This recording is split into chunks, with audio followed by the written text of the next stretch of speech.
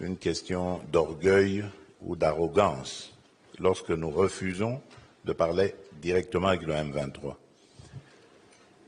D'abord, la première raison, c'est parce que le M23 a massacré des populations et a bombardé des camps de déplacés où il y avait des femmes et des enfants.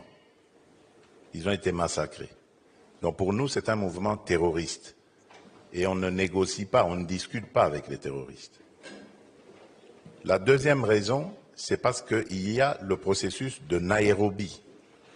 Le processus de Nairobi règle la question des groupes armés. Et donc, le M23 étant un groupe armé, il est logé à la même enseigne que tous les autres groupes armés évoluant en République démocratique du Congo, et il doit avoir le même traitement, donc il doit rentrer dans ce cadre. La troisième raison, c'est parce que le M23 est un mouvement, j'allais dire, qui est vide de contenu. C'est en fait un supplétif du Rwanda. Le M23 est une sorte de paravent que le Rwanda met, mais en réalité, derrière, c'est l'armée rwandaise et donc le Rwanda qui se bat.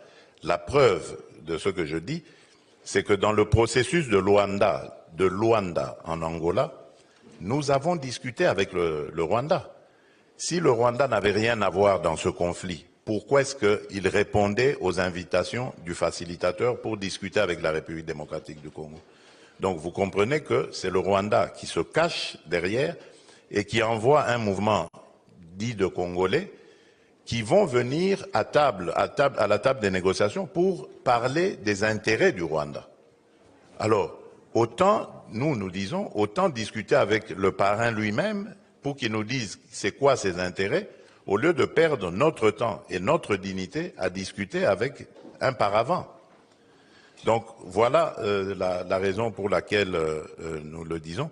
Et quand vous dites que ça ne va pas faire avancer, mais si ça va faire avancer la paix, parce que comme je vous l'ai dit, le processus de Nairobi est là, et le processus de Nairobi était justement inspiré pour régler la problématique des